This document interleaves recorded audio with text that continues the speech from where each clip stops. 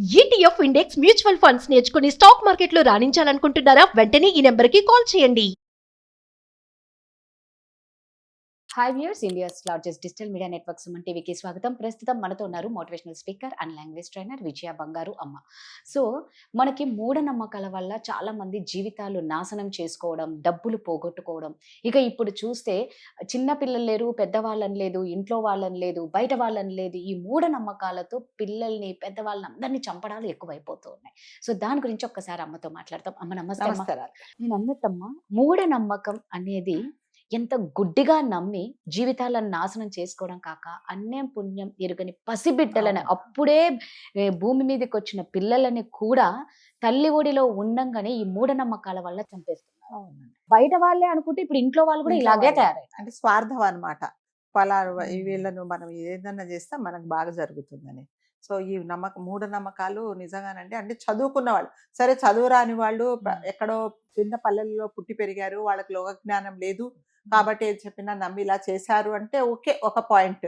ఇప్పుడు చదువుకున్న వాళ్ళు, పెద్ద పెద్ద వాళ్ళు, సెలబ్రిటీస్, చక్కగా డబ్బులు సంపాదించుకునే వాళ్ళు కూడా మీరు ఫలాంది చేస్తే మీకున్న ఆస్తులు రెట్టింపు అవుతాయి.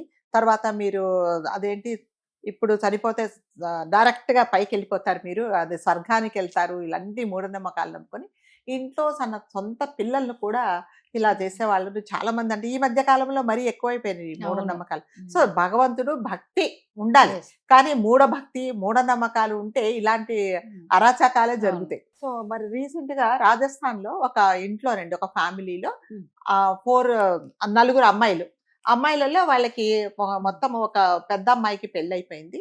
పెళ్ళైపోతే అమ్మాయి ఇంటికి వచ్చింది. వస్తే ఇంకా 3 సెలవులు ఉన్నారు వాళ్ళకి. వాళ్ళ ముగ్గురికి పెళ్లిళ్ళు కాలేదు. చాలా ప్రయత్నాలు చేశారు, ఎంత చేసినా కూడా జరగట్లేదు. సో అక్కడ రాజస్థాన్ లో ఒక భైరవ అని ఒక దేవుడి, ఆ దేవుడికి ఎవరైనా నరబలి ఇస్తే మీ కోరికలు నెరవేరుతాయి, తర్వాత మీకు పెళ్లిళ్ళు కాలేదు, పెళ్లిళ్ళు అవుతాయని ఎవరో చెప్పారు వీళ్ళకి. సో వీళ్ళకు అది కూడా ఏంది, నెలల పిల్లవాడిని, అమ్మాయిని కానీ అబ్బాయిని కానీ బలి ఇస్తే మీకు పెళ్లిళ్ళు అవుతాయని ఎవరో చెప్పారు. సరే, ఇది వీళ్ళ ముగ్గురి మనసులో ఉంది. ఎలా దొరుకుతుంది, ఎక్కడ దొరుకుతుంది చంటి పిల్లలంటే? ఏ హాస్పిటల్ నుంచి తెచ్చుకున్నా కూడా తల మీదకి వస్తుంది. పోనీ ఎక్కడైనా బయట తెచ్చుకుందామంటే చంటి పిల్లల్ని ఎవరు రోడ్డు మీద ఉండరు. ఏం చేయాలని ముగ్గురు మదన పడుతూ ఉన్నారు. సరే ఉన్నప్పుడు ఈవిడ వీళ్ళ అక్క వచ్చారనమాట. ఏంటి, పుట్టింటికి వచ్చారు, కాన్పుకు అని చెప్పేసి వచ్చారు. తర్వాత జనరల్ గా మీకు తెలుసుగా, పుట్టింట్లో 3 నెలలు, 4 నెలలు, 6 నెలల వరకు ఉంచుకుంటారు. సో ఒకరోజు ఇలాగే ఏమైందంటే, పొద్దున్న అమ్మాయి కొంచెం బాబుని చూస్తూ ఉంటూ నేను వాష్రూమ్కి వెళ్తానని ఆవిడ వెళ్ళిన తర్వాత వీళ్ళకి సడన్ గా గుర్తొచ్చింది అక్క చెల్లెలకి. అదేంటి, మనం ఎక్కడికూడా వెతుకుతున్నాం కదా, వీడే ఉన్నాడు కదా అని చెప్పేసి, అది ఎలాగా అంటే బలి ఇచ్చే ముందు, దేవుడికి బలి ఇచ్చే ముందు, ఆ భైరవ దేవుడికి బలి ఇచ్చే ముందు ఒకరు ఆ అబ్బాయిని, ఎవరైతే బలి ఇస్తున్నారో ఆ కుర్రోడిని, అమ్మాయిని కానీ ఒళ్ళో పడుకోబెట్టుకుంటే, ఈ మిగతా ఈ చుట్టుపక్కల వీళ్ళిద్దరు, ఎవరైనా ఇద్దరు కానీ ఒకరు కానీ వీళ్ళు అదేంటి బలి ఇవ్వాలన్నమాట. ఎలా బలి ఇచ్చారు వాళ్ళు? ఆ ఆలోచన రాగానే ఒక అమ్మాయి ఒళ్ళో పడుకోబెట్టుకుని దేవుడి దగ్గర, అక్కడ ఆ భైరవ దగ్గర కూర్చుంటే కాళ్ళు చేతులు విరిచేశారనమాట. అసలు అంత భయంకరంగా అబ్బాయి దాదాపు 17 డేస్ 20 డేస్ 17 రోజుల అబ్బాయిని, చంటి పిల్లలను మీకు తెలుసుగా, కొత్తిళ్లలో ఉండే పిల్లల్ని ఎంతో జాగ్రత్తగా పట్టుకుంటాం కదా, ఒక మల్లెపూను పట్టుకున్నట్టు చాలా జాగ్రత్తగా హ్యాండిల్ చేస్తాం. అలాంటిది ఒకరు కాళ్ళు చేతులు అంటే విరవక్కర్లేదండి, గట్టిగా మీరు పట్టుకుంటేనే ప్రాణం పోతుంది. మీరు గట్టిగా ప్రెజర్ చేసి విరచక్కర్లా. సో ప్రాణం పోయిందండి. సరే వీళ్ళు ఈవిడ పాపం బయటకు వచ్చినాగానే, ఏంటి ఇలా చేసేసారు అంటే, ఈమె కంగారు వేసేసి వాళ్ళ ఆయనకి ఫోన్ చేసింది. రాగానే ఆయన ఇంటికి వచ్చి చూస్తేనేమో ఇలా ఉంది. ఏమి అయిందంటే వాళ్ళు ఏం పలకట్లేదు అనమాట. ఇలా ఇచ్చామే, అదేంటి అంటే, యాన్న అయితే కాళ్ళు చేతులు విరిచేసారు ఏంటి అని అంటే, లాస్ట్కు ప్రెషర్ చేస్తే చెప్పారు మేమే చేసామని. అసలు ఏమన్నా, సొంత అక్క కొడుకు, మీకు కూడా కొడుకు వరసే. దాని తర్వాత మీ స్వార్థం కోసం మీ పెళ్లి కావాలని చెప్పేసి పొత్తిళ్ళలో ఉన్న అబ్బాయిని చంపడం అనేది ఎంత అంటే, అదొక మూఢనమ్మకం. ఏంటి, అలా చేస్తే బలి ఇస్తే మీకు పెళ్లిళ్ళు అవుతాయి. మీరు బలి ఇచ్చి ఒక ప్రాణాన్ని తీసి మీరు పెళ్లిళ్ళు చేసుకొని ఏం సుఖపడతారండి వాళ్ళు? అది ఉందా అసలు? అంటే వీళ్ళకి మెంటల్ కండిషన్ ఎలా ఉంటదంటే, ఎటువంటి పరిణామాలన్నా జరగని, ఎవరు ఎలాంటి నష్టపోని, ఎవరి ప్రాణాలలో పోని, ఆ ప్రాణం తీసిన వాళ్ళ తాలూకు వాళ్ళు ఏమన్నా అయిపోని మా కోరిక నెరవేరుతుందనే ఒక మూఢనమ్మకంతో ఈ పని చేశారండి. చాలా అంటే దుర్మార్గమైన ఇది అనుకుంటేనే మనకి కాళ్ళల్లో వణుకు పుడుతుంది. మరి అలాంటప్పుడు వాళ్ళు చేశారంటే వాళ్ళు ఒక ట్రాన్స్ లో ఉండిపోతారనమాట. ఇప్పుడు ఏమైనా చేయని నా కోరిక మా పని నెరవేరుతుంది కదా, మా మా పని పని అవ్వాలి. అవ్వాలా అని చెప్పేసి.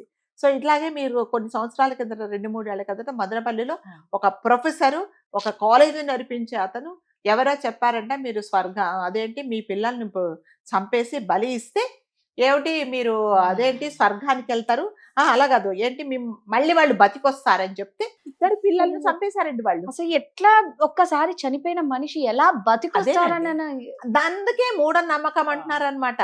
అంటే వాళ్ళ మైండ్ సెట్ ఎలా ఉంటదంటే ఇంకా దేని గురించి ఆలోచించదు, ఇది చేస్తే ఇది నాకు మంచి జరుగుతుంది, ఇది నేను చెడు చేస్తున్నా కదా అనేది వాళ్ళకు ఉండదు, నాకు మంచి జరుగుతుంది అనేదే ఒకటి ఉంటుంది. సో అలాగే నాకు తెలిసిన నేను ఒక చోట చదివానండి, ఒక ఆవిడకి ఎప్పుడు పెళ్ళై చాలా సంవత్సరాలు అయిపోయింది, పిల్లలు అమ్మాయికి పుట్టలేదు.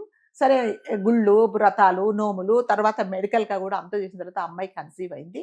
కన్సీవ్ అయిన తర్వాత ఈ తల్లిగారంట ఈ అమ్మాయికి కడుపు ఒకవేళ కన్ఫర్మ్ అయితే అదేంటి మెట్లు ఏదో ఒక దేవుడి దగ్గరికి మెట్లు ఎక్కేసి 360 మెట్లు ఉంటాయి, అది అక్కడ తీసుకొని వస్తానని చెప్పిందంట అండి. ఆ అమ్మాయి లేత మీకు తెలుసు కదా, లేత అంటే నెలలో ఉన్నప్పుడు ఆ అమ్మాయికి 4 months వచ్చినప్పుడు ఇంకా ఎలా మొక్కుకుంది, ఒక మెట్టుకు ఒక బొట్టు పెట్టుకుంటూ తీసుకెళ్ళింది ఆ అమ్మాయిని.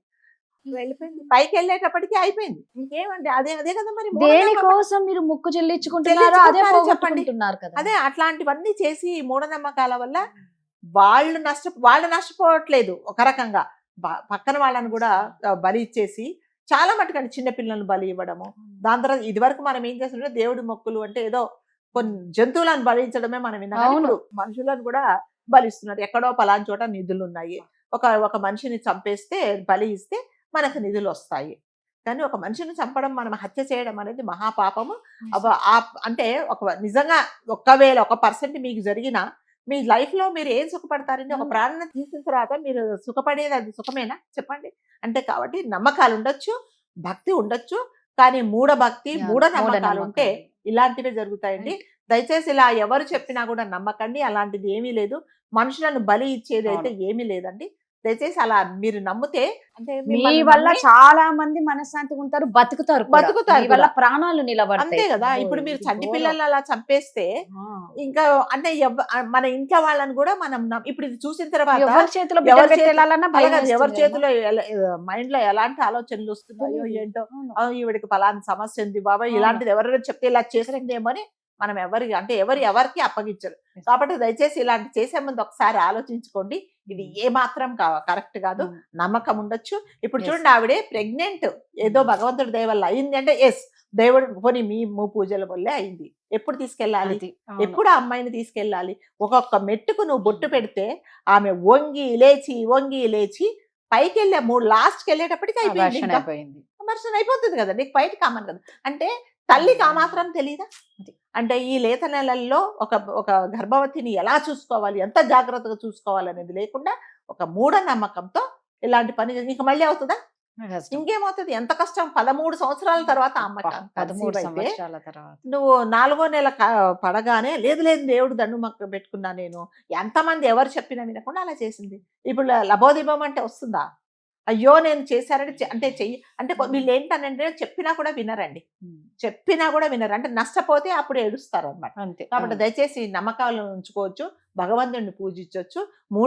మూఢనమ్మకాలు ఉంటే చాలా నష్టపోతాం. కరెక్ట్. నిజంగా అండి, మీ వల్ల పక్కన వాళ్ళ ప్రాణాలు పోతాయి, పక్కన వాళ్ళకు మనశ్శాంతి లేకుండా చేస్తున్నారు. కొంచెం ఆలోచించండి, భక్తి ఉండాలి, నమ్మకం ఉండాలి. మూఢంగా గుడ్డిగా ఏది నమ్మకండి. Thank you.